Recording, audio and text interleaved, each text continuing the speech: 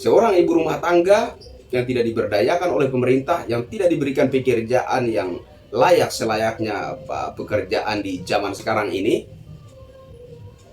maka anaknya tidak berakhlak, tidak beretika, tidak tahu adat, tidak tahu sopan santun, dan lebih ekstrim lagi kalau kita maju satu langkah tidak bermoral.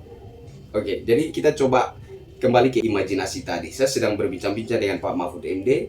Pak Mahfud, Bapak Anda bekerja sebagai apa? Oh, Bapak saya pegawai pemerintahan, pegawai rendahan tapi. Oh iya. Kalau Ibu? Biasa. Ibu-ibu di zaman saya kecil rata-rata ibu rumah tangga. Oh, wajar sekali Bapak tidak berakhlak. Nah, kalau sekiranya penampilannya Mas Gibran Rakabuming Raka seperti itu, ya, tidak menguasai panggung dan tidak memiliki kemampuan yang cukup untuk mengimbangi penampilan Profesor Mahfud MD dan Gus Muhaimin, itu baru disebut beretika. Itu baru disebut berakhlak. Tapi karena Mas Gibran Rakabuming Raka lebih mampu menguasai panggung dengan baik, lebih menguasai materi visi dan misinya, lebih menguasai materi ide-ide dan gagasan-gagasan pasangan Prabowo Gibran, lebih menguasai apa yang ingin disampaikan, lebih menguasai pertanyaan-pertanyaan yang diajukan kepadanya, terlihat begitu unggul di atas Profesor Mahfud MD dan Gus Muhaimin Iskandar. Nah, karena Mas Gibran Rakabuming Raka ini terlihat begitu unggul, mengungguli Profesor Mahfud MD dan Gus Muhaimin Iskandar, disinilah Mas Gibran Rakabuming Raka menjadi sosok pemuda yang tidak beretika. Nah, kemarin sudah keluar-keluar katanya mau mengundurkan diri, sampai sekarang belum mengundurkan diri juga. Yang anehnya hingga hari ini beliau belum mau mundur-mundur juga. Artinya jelas menurut saya bahwa dia sedang menunggu untuk dipecat. Dan bagaimana supaya Pak Mahfud MD ini dipecat? Ya dia harus membuat ulah sana sini, harus mengkritisi, membabi buta, sama seperti acara yang digelar oleh Pak Mahfud MD sendiri atau oleh tim pendukungnya atau apalah ya. Tabrak Prof. Akhirnya tabrak lari. Pak Mahfud MD, Anda tidak akan pernah dipecat oleh Presiden Jokowi. Oke? Saya Kristianto Yen Oni atas nama Presiden Republik Indonesia Insinyur Haji Joko Widodo. Saya mau katakan Anda tidak akan dipecat oleh Presiden Jokowi. Percaya, ya. Karena Presiden Jokowi itu dimensinya jauh lebih tinggi dari Anda, ya. Dia lebih bijaksana, dia lebih mengerti seperti apa sifat dan tingkah laku, seperti apa maksud tujuan dari semua ulah yang Anda tunjukkan hari ini. Dia tidak akan memecat Anda. Beberapa bulan lagi juga Anda akan selesai, ya, sama-sama dengan Presiden juga akan selesai beberapa bulan lagi. Jadi Pak Jokowi tidak akan memecat Anda. Hanya saya pikir kembali ke diri Anda, ya. Kalau Anda tidak tahu malu, ya wes nggak usah mundur. Rakyat Indonesia, masyarakat kecil belum mengerti makna kemerdekaan. Berkenan di hati Bapak.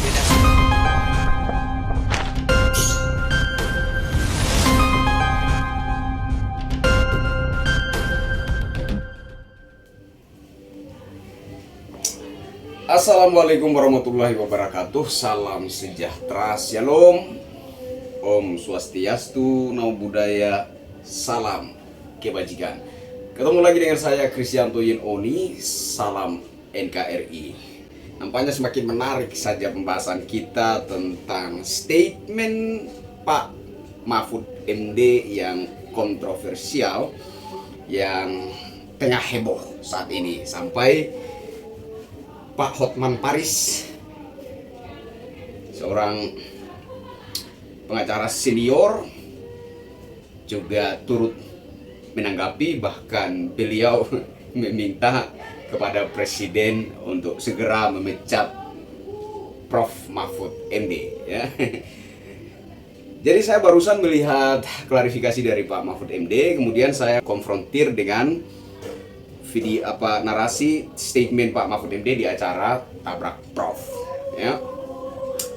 Klarifikasi Pak Mahfud MD itu begini.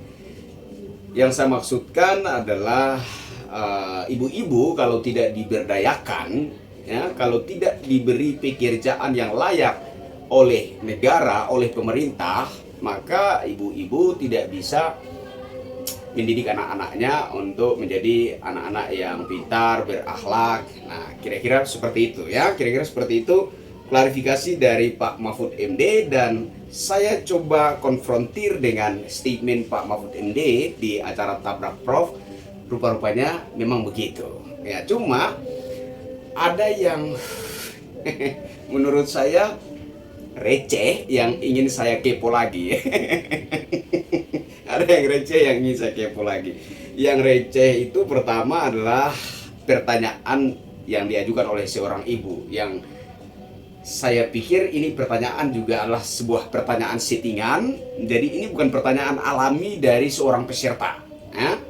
Saya pikir kita bisa mendengar apakah ini benar-benar sebuah pertanyaan yang alami yang muncul dari pikiran seorang ibu, ataukah ini adalah sebuah pertanyaan settingan. Dan saya dapat memastikan, ya, saya memastikan bahwa ini adalah pertanyaan settingan yang mungkin saja pertanyaan ini dibuat sendiri oleh Pak Mahfud MD. Mengingat bahwa pertanyaan tersebut sangat mewakili emosi sentimental Pak Mahfud MD terhadap lawan politiknya, gitu ya. Coba kita simak dulu biar lebih enak untuk membahas ini lebih jauh.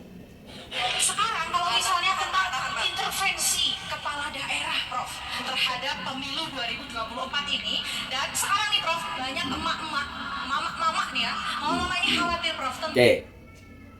Menurut pendengaran saya ini bukan sebuah narasi pertanyaan yang alami. Oke, bagaimana menurut penilaian kalian? Nanti tulis di kolom komentar ya. Tapi menurut telinga saya, ini bukan sebuah pertanyaan alami. Artinya bukan sebuah pertanyaan yang natural yang muncul di hati atau pikiran ibu yang mengajukan pertanyaan ini. Oke? Kita dengarkan dulu, tuntaskan. Lahirnya nanti generasi yang minus akan adab, etika, dan generasi yang tidak tahu sopan santun. Bagaimana itu, Prof? Saat ini ada banyak emak-emak yang merasa khawatir, resah, jangan-jangan di kemudian hari nanti akan muncul generasi yang minim etika, adab, sopan santun. Ini arahnya kemana ya? Dan emak-emak mana yang punya kekhawatiran dan keresahan seperti ini? Emak-emak mana yang punya keresahan dan kekhawatiran seperti ini? Bisa nggak ditunjukin dulu emak-emak yang mana yang punya keresahan dan kekhawatiran, jangan sampai di kemudian hari akan muncul generasi yang tidak beretika, tidak berakhlak, tidak tahu sopan santun, adab, dan mak-mak mana yang punya keresahan seperti ini. Artinya saya pikir jelas bahwa ini adalah pertanyaan settingan yang mungkin Pak Mahfud MD sendiri adalah si pembuat pertanyaan itu. Sepakat nggak masalah. Kita berbeda pandangan nggak masalah. Kalau pandangan Anda berbeda dengan saya, penilaian Anda berbeda dengan saya, nggak apa-apa. Seperti apa pandangan dan penilaian Anda, silahkan tulis di kolom komentar nanti ya. Oke, jadi saya coba mengamati dan saya melihat konstruksi ide yang coba digagas oleh Pak Mahfud MD yang ternyata itu sangat berantakan gitu. Ada sebuah konstruksi ide yang coba digagas oleh Pak Mahfud MD, tapi berantakan sekali. Berantakannya seperti apa? Jadi Pak Mahfud MD ini punya ada satu ide yang coba diekspos oleh Pak Mahfud MD di acara ini, yaitu gini ya. Ibu-ibu itu harus diberdayakan oleh pemerintah, oleh negara. Dalam artian pemerintah harus memberikan pekerjaan yang layak kepada ibu-ibu agar supaya ibu-ibu bisa mendidik anak-anaknya untuk pinter, untuk tahu etika, untuk tahu akhlak, adab, dan seterusnya dan seterusnya. Saya merasa ada satu lompatan yang tidak wajar di sini. Merasa nggak sih? Ada satu lompatan logika yang tidak wajar di sini. Ibu-ibu diberi pekerjaan yang layak oleh pemerintah agar supaya ibu-ibu bisa mendidik anak-anaknya supaya pinter, beretika, tahu adab, sopan santun. Tidak nyambung. Saya rasa tidak nyambung. Menurut kalian nyambung nggak sih? Saya coba mikir bolak-balik. Nggak nyambung. Oke. Jadi saya coba membuat satu khayalan, katakanlah khayalan ya. Saya coba berkhayal, saya sedang berbincang-bincang dengan Pak Mahfud MD. Jadi kita semua tahu dari angkatan 80-an ke sana ya, kita semua tahu bahwa ada memang orang tua, ayah yang kerja sebagai pegawai pemerintahan, tetapi rata-rata ibu-ibu yang dari tahun 80-an ke sana itu hanya seorang ibu rumah tangga ya, rata-ratanya seperti itu, meskipun bapaknya adalah pegawai pemerintahan, kan seperti itu ya kan. Dan tadi saya coba cek sedikit profilnya Pak Mahfud MD, tadi saya coba cek dan saya coba baca sedikit ya, meskipun di situ tidak ada diterangkan, tidak diceritakan tentang ibunya, dan hanya bapaknya. Di situ bapaknya itu adalah pegawai rendahan pemerintah ya, pegawai rendahan. Nah, seperti yang saya bilang tadi, meskipun orang tua ayah itu adalah seorang pegawai pemerintahan, rata-rata dari tahun 80-an ke sana itu ibu-ibu hanyalah ibu rumah tangga. Artinya ketika Pak Mahfud MD kecil ya, ketika masa kecilnya Pak Mahfud MD, ibunya hanyalah seorang ibu rumah tangga, ayahnya seorang pegawai rendahan, pegawai pemerintahan, begitu. Nah, saya sedang berbincang-bincang dengan Pak Mahfud MD ini. Pak Mahfud, ketika itu Bapak Anda bekerja sebagai apa? Petani, pegawai? Oh iya, Bapak saya pegawai pemerintahan, pegawai rendahan, tapi kalau ibu, biasa, ibu-ibu di zaman saya kecil itu rata-rata hanya ibu rumah tangga. Oh, wajar Bapak tidak berakhlak. Jadi saya sedang berimajinasi ya, saya sedang membayangkan. Ini sesuai dengan logika Pak Mahfud MD, ya kan? Ini yang saya maksudkan dengan sebuah konstruksi ide yang coba digagas oleh Pak Mahfud MD berantakan. Kalau seorang ibu rumah tangga yang tidak diberdayakan oleh pemerintah, tidak bisa mendidik anaknya menjadi anak yang pintar, cerdas, berakhlak, beretika, yang tahu sopan santun, adab, dan seterusnya.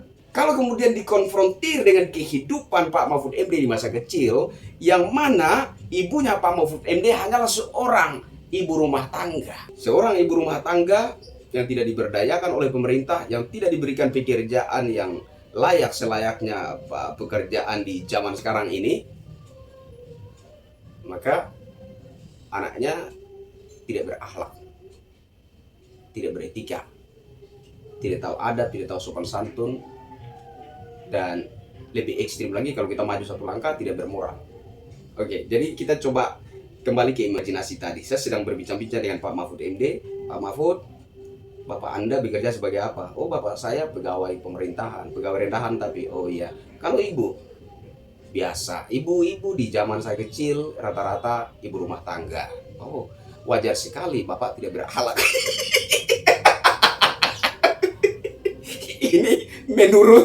Ini menurut logika Pak Mahfud MD sendiri, ya kan? Menurut logika Pak Mahfud MD sendiri. Nah, yang saya tangkap adalah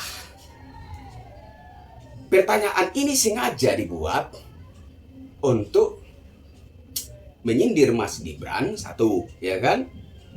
Menyindir Ibu Iriana sebagai ibunya Mas Gibran Rakabuming Raka, menyindir Presiden Jokowi Presiden Jokowi dianggap tidak beretika karena menurut anggapan orang partai PDIP, Presiden Jokowi bukan siapa-siapa, hanyalah seorang tukang kayu kalau bukan partai PDIP.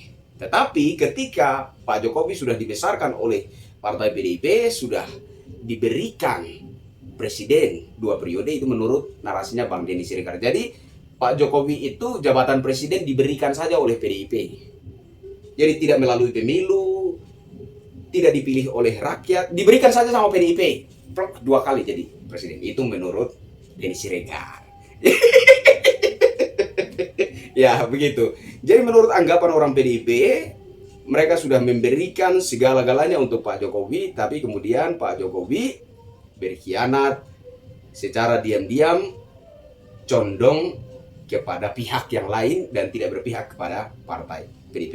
Ini kemudian dinilai sebagai satu sikap atau satu kelakuan yang tidak beretika, begitu ya. Jadi bukan Mas Gibran Raka Buming Raka saja yang disindir sebagai tidak beretika, tetapi Pak Jokowi juga. Nah, kemudian Mas Gibran Raka Buming Raka yang dianggap tidak beretika itu karena beliau begitu menguasai panggung debat sehingga membuat Pak Mahfud MD dan Gus Muhaimin tidak berdaya di pentas debat. Membuat Pak Mahfud MD dan Gus Muhaimin tidak berdaya di pentas debat cawapres. Nah, karena Mas Gibran Raka Buming Raka ini penguasaan panggungnya sangat baik, ya, penguasaan panggungnya sangat baik, dan ya meskipun ada yang memperdebatkan jawaban-jawaban yang disampaikan oleh Mas Gibran, kemudian ide dan gagasan-gagasan yang diutarakan oleh Mas Gibran di pentas debat cawapres itu ada yang salah, keliru, salah data ini dan itu dan lain sebagainya. Intinya bahwa Mas Gibran Raka Buming Raka ini secara substansi, ya, secara substansinya saya melihat Mas Gibran Raka Buming Raka mengerti visi misinya dengan baik. Dia mengerti ide-ide dan gagasan-gagasannya pasangan Prabowo Gibran dengan sangat baik, sehingga dia dalam menanggapi pertanyaan-pertanyaan, ya, kemudian dalam memberikan pertanyaan atau dalam mengurai ide dan gagasan-gagasan, visi dan misi pasangan Prabowo Gibran itu sangat lugas, tenang, tertata, terarah, dan tajam. Begitu. Nah, ini tidak dapat diimbangi dengan baik oleh Profesor Mahfud MD dan Gus Muhaimin Iskandar. Nah, semestinya, dalam tanda petik, semestinya Mas Gibran Raka Buming Raka itu gelagapan di pentas debat cawapres. Semestinya Mas Gibran Raka Buming Raka itu tidak menguasai panggung dan tidak sanggup mengimbangi penampilan Profesor Mahfud MD dan Gus Muhaimin Iskandar. Semestinya seperti itu dalam tanda petik, ya. Semestinya seperti itu. Nah, kalau sekiranya penampilannya Mas Gibran Raka Buming Raka seperti itu, ya, tidak menguasai panggung dan tidak memiliki kemampuan yang cukup untuk mengimbangi penampilan Profesor Mahfud MD dan Gus Muhaimin, itu baru disebut beretika. Itu baru disebut berakhlak. Tapi karena Mas Gibran Raka Buming Raka lebih mampu menguasai panggung dengan baik, lebih menguasai materi visi dan misinya, lebih menguasai materi ide-ide dan gagasan-gagasan pasangan Prabowo Gibran, lebih menguasai apa yang ingin disampaikan, lebih menguasai pertanyaan-pertanyaan yang diajukan kepadanya, terlihat begitu unggul di atas Profesor Mahfud MD dan Gus Muhaimin Iskandar. Nah, karena Mas Gibran Raka Buming Raka ini terlihat begitu unggul, mengungguli Profesor Mahfud MD dan Gus Muhaimin Iskandar, disinilah Mas Gibran Raka Buming Raka menjadi sosok pemuda yang tidak beretika. Paham ya, saudara ya? Paham? Oke. Jadi kesimpulannya seperti itu. Sekiranya Mas Gibran Raka Buming Raka tidak menguasai panggung dengan baik, tidak menguasai materi visi dan misi, tidak menguasai pertanyaan-pertanyaan yang diajukan kepadanya, tidak menguasai ide-ide dan gagasan-gagasannya pasangan Prabowo Gibran, dan kemudian diselepet oleh Gus Muhaimin, disatset oleh Pak Mahfud MD dan Mas Gibran Raka Buming Raka sampai tidak berdaya di atas pentas debat cawapres. Itu dulu yang namanya etika. Itu baru namanya akhlak. Begitu. Itu menurut logikanya mereka. Itu menurut logikanya mereka. Oke. Terakhir yang ingin saya sampaikan, ya nggak usah terlalu panjang-panjang juga, ya kan? Ya, irit sedikit-sedikit, jangan langsung diforsir, kasihan juga dengan mereka, ya kan?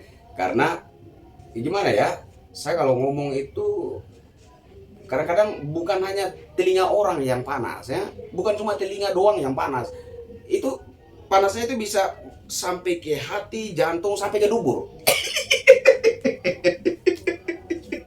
Oke, jadi gini, Pak Mahfud MD ini aneh sekali. Anehnya beliau ada di pemerintahan, kemudian beliau ketika dipinang. Nah, jadi ketika itu beliau masih bekerja dengan wajar sebagai pembantunya presiden, ya, karena beliau adalah seorang menteri, bekerja sebagai pembantunya Presiden Jokowi.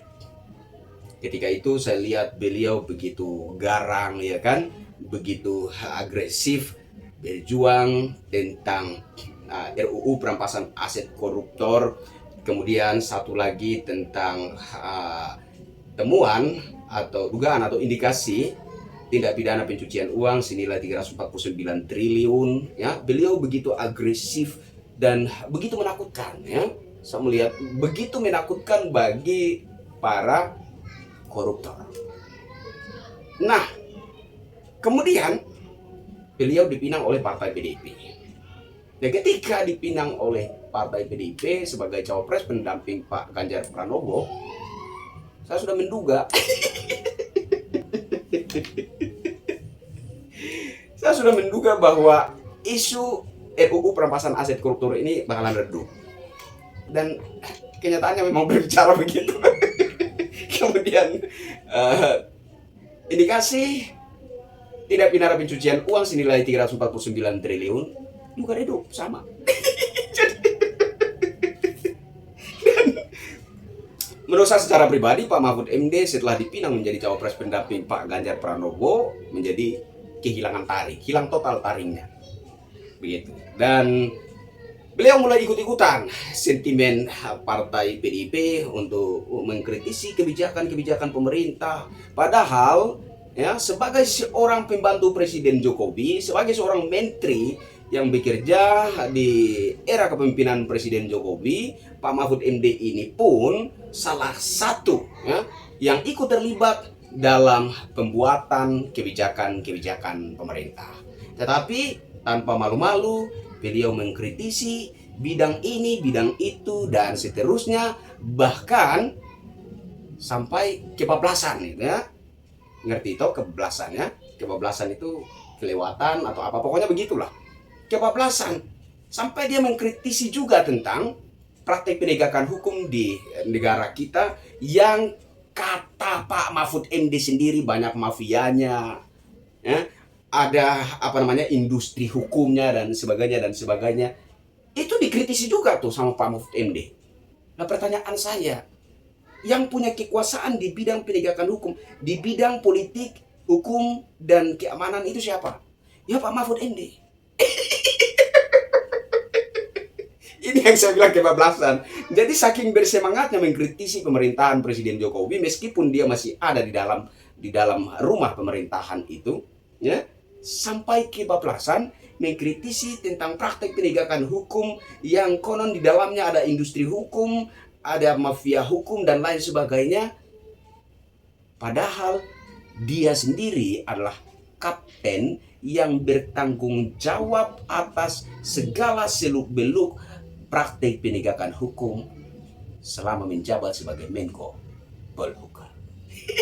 Luar biasa. Pak Mahfud MD ini dimensinya kebablasan. Mungkin ada orang Indonesia yang dimensinya sampai ke 6, tapi Pak Mahfud MD ini dimensinya sampai ke 9. Karena kebablasan tadi, ya kan. Nah, Kemudian saya melihat gelagat Pak Mahfud MD belakangan ini, pokoknya sejak dipinang sebagai cawapres pendamping Pak Ganjar Pranowo ya, seperti mencari gara-gara, ngerti nggak sih cari gara-gara? Seperti cari gara-gara dengan presiden. Dan saya mulai membaca begini, Pak Mahfud MD ini sengaja membuat ulah sana sini, sengaja cari gara-gara sana sini, agar supaya dia itu dipecat.